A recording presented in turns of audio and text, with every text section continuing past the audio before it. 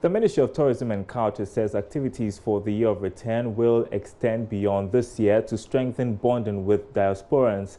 The landmark marketing campaign targets African Americans and other persons who trace their route to Ghana and Africa to mark 400 years of the first enslaved African arrival in the U.S. Sector Minister Barbara Otinjesi was addressing a gathering at the national event to mark World Tourism Day in Kumasi.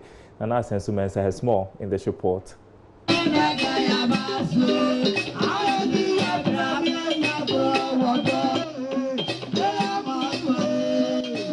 Statistics from the United Nations Tourism Organization indicates the tourism sector represents 10% of the world gross domestic product and provides 1 in 11 jobs globally. With extension of the period of the Year of Return, the initiative is expected to create long-lasting bonds to explore investment and other economic opportunities. 2019 is a year of return, but I want to just let you all know that we are not going to end the year of return in 2019. It continues. Very soon, you will hear from us the new program that we have. Madam Barbara Otinjesi assures of continued government partnership with the private sector to expand the tourism industry. As the private sector is the engine of growth, the ministry strongly considers the private sector wing, the Ghana Tourism Federation, GATO, as one of the key players and an avenue in the provision of jobs and employment, thus creating a better future for all. So we need you to be on board. We will continue to engage the private sector trade associations, including the hotels, restaurants, travel and tour agencies, the chop bars, guest houses, tourist sites and attractions, regarding strategies to expand the industry to promote more jobs.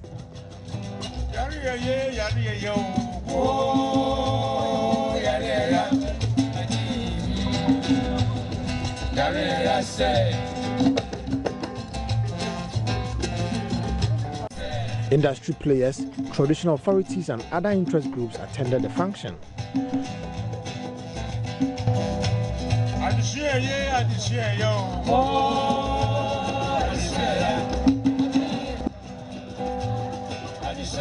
Kumawood actor and tourism ambassador Bill Asamoah appealed to government to involve local movie producers and other players in decision-making to grow the sector. You made mention of carnival, street carnival. Many there. Near your best friend say, Ebia, Anka annual concert party. Nanka ya celebrating Oaha.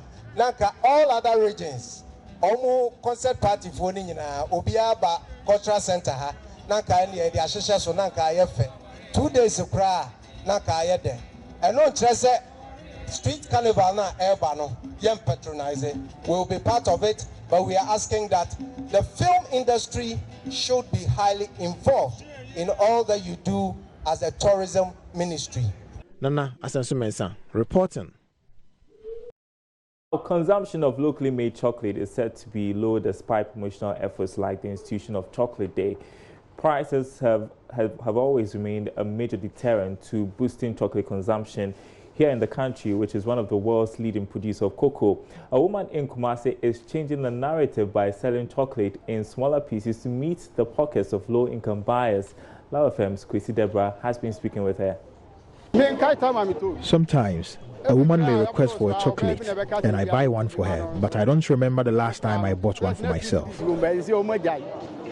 Shopkeeper Kwesi Adai is not alone in his thinking about chocolate. Cocoa Processing Company says Ghanaians consume only 400 grams of chocolate daily, just about half of the rate elsewhere in the developed world. Like other commodities, Ghanaians patronize imported chocolate more than the locally produced brands. People like Adai blame such development on price. It's too expensive, though it's produced in the country. When you go to the supermarket, it is sold for 4 and 5 cedis. Any 7 cedis.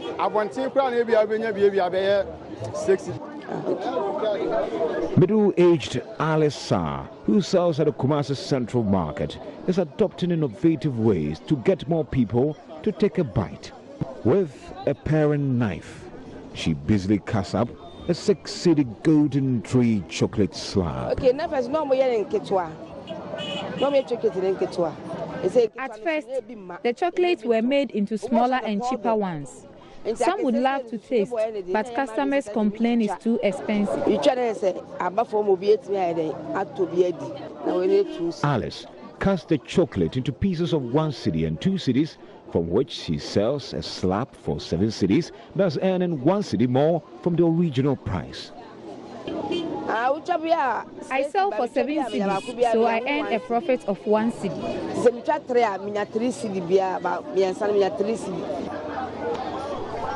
After cutting, Alice wraps the pieces in a transparent piece of polythene bag. The bag prevents them from coming into contact with chocolate. A free-fare champion is a footwear seller with a sweet tooth. And he's one of Alice's customers. I heard chocolate has many benefits. In afternoons like this, I will take 1 cedi and have a bite. Dough is a good business. Alice and her patrons wish prices of local chocolates are lowered for many more people to be able to afford. For JoyNews, Kwesi Debra. Smart business move there. Well, let's move on now. Several weeks after the Bank of Ghana embarked on an action to name and shame as well as prosecute companies that price in dollars, Joy Business's Charles Aite says some major hotels in Accra are complying with the directive. General Manager of Kempinski Gold Coast Hotel, Manish Nambia, says flouting the forex rules will spell doom for profits and reputation of the hotel. There's more in this report. One needs to understand the nature of the business before we talk about we quote in Ghana cedi or in US dollars. Manish Nambia is the general manager for Kempinski Gold Coast City Hotel, one of the plush 5-star hotels in Accra. I first asked him if his outfit is compliant with Central Bank's forex directives. Our local pricing on the counter, if you go and ask for a room, most of the time, of course, it would be Ghana cedi. All local contracts are quoted in Ghana cedi. We have been comfortable in the past quoting in US dollars, of course, but obviously since the Bank of Ghana has given us new guidelines which clearly says that we cannot advertise, we cannot quote, or we cannot collect in US dollars, we are complying with what Bank of Ghana is saying. So far, some hotels have applied for exemptions from the Central Bank to receive payment in dollars. For Kempinski Gold Coast City Hotel, this exemption covers international transactions alone. Some of these countries have contracting procedures with us. Crew contracts, for example, that we sign with Delta, contracts that we sign with the World Bank, for example, because World Bank is one of the largest customers that we have in the hotel. And they go through something which is called an RFP process. These processes are originated in those countries. All international contracts go through a process in the middle of the year. However, the Bank of Ghana does not stop us from internationally contracting in US dollars. With the hospitality sector being one of the key contributors to GDP, the phenomenon of quoting in foreign currencies is said to be putting severe pressure on the city. That in fact all prices are in Ghana cedis and inclusive of 17.5% VAT. It's indeed quoted in cedis. At the Mervinpick and Accra City hotels, prices were quoted both foreign and local currencies. Meanwhile, the Central Bank has embarked on some distress action to name and shame some businesses that quote and charge in foreign currencies. Corporate will be liable to fines and possible jail terms. So should you visit any hospitality sector, you may have to look out for price quotes in cities only. Anything short of that will be against directives from the Bank of Ghana. Beyond this override compliance, there still remain concerns regarding whether or not most of these hospitality firms are actually agreeing to the Bank of Ghana's directive and complying if need be. I'm Charles Aite for Joy Business. Ghana City saw its strongest gain in a month in terms of quotes offered by various banks. The local currency closed last Friday selling at around 5 cedis 46 pesos, which might be one of the highest gains in value in a long while. But is this evidence of good things to come? George Afe may have the answer in this report. The 5 cedis 46 pesos that most of the major banks offered last Friday represents about 6 peso gain for the local currency in 2 days. Some bank treasurers and dealers the Joy Business have spoken to are attributing it to the recent move by the Bank of Ghana to forward sell forex to businesses, an increase in dollar support for banks, and the expected inflows from the cocoa loan syndication from next week, which would increase the Bank of Ghana's reserves to $9.4 billion and possibly hit $10 billion before the end of this year. This has actually lessened the pressure on the city compared to what we witnessed some few days ago. But this development is coming at a time that the Economist Intelligence Unit forecasted some challenging times for the local currency. For a lot of enterprises, the biggest test is whether this can be sustained, especially approaching the festive season and even the last quarter of this year that most firms would like to restore their supplies by import. For many firms, especially those in the import business, they actually complained about how the city's volatility is impacting negatively on their operations. They have told Joy Business that they don't mind if the dollar today is being sold at 6 cedis, only if they are sure that rate can be sustained for the next 3 months. All right, let's get the thoughts of economist Professor Peter Quartey. He's advocating strict enforcement of the country's foreign exchange regulations to help sustain the city's good run against the dollar. Now, Professor Quartey tells Joy Business this, together with some expenditure cuts, will help stabilize the economy in the short term. The monetary side, I've always said that the need to enforce the regulations. I don't think we are doing that a lot. There's a lot of informal activities going on within the foreign exchange market. People transact in foreign exchange without license, sometimes without identification. You could walk to any forest bureau or any corner and exchange money. The black market is flourishing, so they have every incentive to hoard and release and create panic.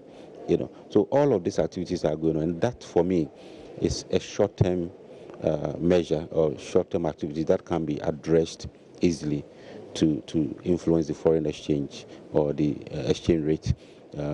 And then also you find quite a number of traders who undertake cash transactions. Those who go to Dubai, who go to China. I believe we can facilitate that a bit more, if we can create the environment to enable them to transact business, exchange money, go to China, maybe load their monies on debit cards. I know some banks are doing that here, so that they can transact business. That in itself would help as a short-term measure. But in the long term, certainly they need to export more, get more export revenue, and by so doing, we'll be able to rake in more foreign exchange. Otherwise, we'll continue to rely on some of these inflows, donor inflows, cocoa syndicated loan, and those are the things we rely on to cushion ourselves. What on the fiscal front as well?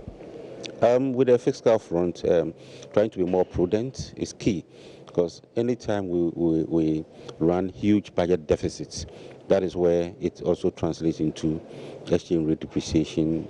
We tend to pay more on foreign denominated debts, and that affects the foreign. Let's move on to other stories tonight. Young agriculture-based entrepreneurs have described as worrying the country's aging population, which they say threatens sustainability of food production. According to Chief Executive of Sahel Commodities Limited, St. Quelly, the inadequate number of youth engaged in agriculture is as a result of the country's failure to make the sector an attractive business. He made the statement at the 9th pre-harvest conference in Tamale. There's more in the following report.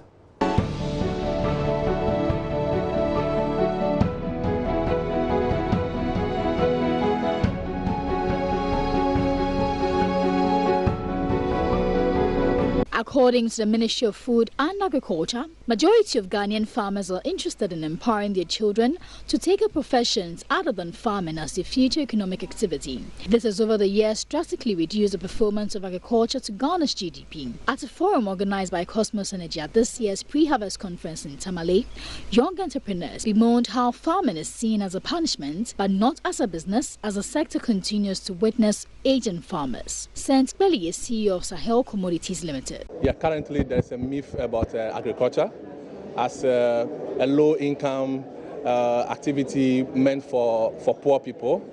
And sometimes even your parents can just tell you, hey, you better learn hard. If you fail, you come and meet me in the farm. So you kind of think like that is punishment. Farming is punishment. The event brought together young businesses across the agriculture value chain and students in and around the Tamale metropolis. The entrepreneurs urged government to incorporate agriculture in Ghana's educational system at the tender stage to get the youth attracted to the sector. Some representatives of companies created through the Cosmos Innovation Center Agritech Challenge spoke to participants on revolutionizing Ghana's agricultural sector. I left my highly paid job to start my own business, not just because of the money, but because I wanted to make an impact. And I believe we are all entrepreneurs here. We all dream. And the only thing I can just say to you is, dare to dream. Greenhouse farms already exist, but they have challenges in their production processes. So Tech Shelter seeks to plug the hole, and that's what we do by making sure that before you come into the space, or if you are in the space, you get the right advice. So Invoicer is a business that helps agribusiness with access to finance, with alternate finances. So we do something that's called invoice factoring. So we basically help a supplier. So if you supply your goods to a factory and you're paid in 30 to 90 days, we get you paid the same day you deliver your goods, and we wait 30 to 90 days. So basically that's what we do at Invoicer. Some participants who made it to the forum also shared the experience. Actually, I'm an entrepreneur myself, but there are some things that I wanted to do, but I didn't really have a fair idea of how I was going to go about it and all that. But this platform has really given me the juncture and then other things to equip me to be able to move forward in my entrepreneurship life. As an agribusiness student, bringing innovation and creativity into the agri sector is what we are in for. And I was quite challenged with the presentation from the Share Tech. I was challenged with the greenhouse innovation and with the automation that they provide with greenhouse, where you could be in your comfort zone and still be operating a greenhouse. I saw it to be quite innovative, and I think in the near future I might be going into such venture. The pre-harvest conference and exhibition is an annual event organized by players in the agriculture value chain, by AgriHouse, and supported by private institutions, including the Cosmos Energy.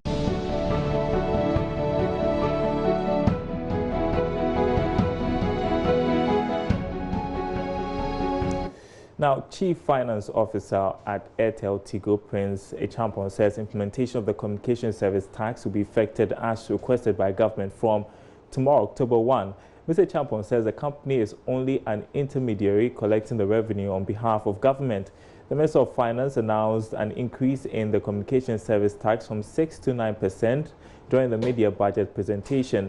The Chief Finance Officer of Airtel Tigo was speaking at the unveiling of a new composition by Fuse ODG titled Fuse Bundle Song for Airtel Tigo's Fuse Bundle service. I would recommend that everybody go read what the notice that has been shared out there by the Telecom Chamber. It sums up everything. One thing about CST is that it's not a tax or a burden from we, the operators. It's government that is levying the customer. We are just an intermediary. So if the government has increased it from 6 to 9%, as a good corporate citizen, all that we have to do is to oblige and obey the rules. So the government say collect 9% out of the customer's credit or whatever rate charge that they do. We cannot say no, that would be illegal. So from what the Telecom Chamber has published, from 1st October, it's coming into force, and we just plead that the customer will bear with us. This is not from Airtel Tigo or from any other operator. One thing that we do here at Airtel Tigo is to make sure that whatever we put out there is so relevant and meet the needs of our customers. So we spend 6 months going and speaking to our customers, finding out what exactly they want, and they said one thing. We want a package of data and voice that do not expire. You have launched data that do not expire, but it's good, but it's not great. Give us a package of voice and data that do not expire, and that's why we came out with Fuse. This is so relevant and so different because there may be other packages on the market out there, but ours do not expire. Well, finally tonight, the National Petroleum Authority, in collaboration with the Association of Oil Marketing Companies, has adopted a digital strategy to deal with challenges of fuel adulteration and smuggling of petroleum products out of the country. Known as Digital Seal, managers of fuel service stations will be able to track fuel supply from the depots to the pumps. Speaking to Joy Business, Industry Coordinator of the Oil Marketing Companies, Kwekwa is confident the new strategy will significantly help reduce the menace. There's more in this report. The issue of fuel adulteration has been a major concern for industry players and governments over the years due to the negative impact on consumers. Some oil marketing firms have teamed up with the regulator, the National Petroleum Authority, to clamp down on some suspected persons involved in nefarious practice to safeguard the business. According to Industry Coordinator for the Association of Oil Marketing Companies, Kwekwa, the new strategy, which involves the use of digital devices, will take effect from November this year. The digital seal, it's something that we're going to start from 1st November. It's something that the regulator, with us, we discussed that and realized there's a way to go. And what's going to happen is that we're going to make sure that, for instance, adulteration and other things that go on, third-party issues will all be kept. Because at every stage, we will monitor as the truck is moving and it's stopped somewhere and discharge some quantity, we'll get to know. Right, so are you going to put it in the truck? Or? It's all on the BRA, on the trucks. We call them the tankers. You call it tankers, we call them BRVs. They'll all be on them. It's going to be something mandatory for everybody to do. Only OMCs? Oh, all the trucks, all the trucks. Later.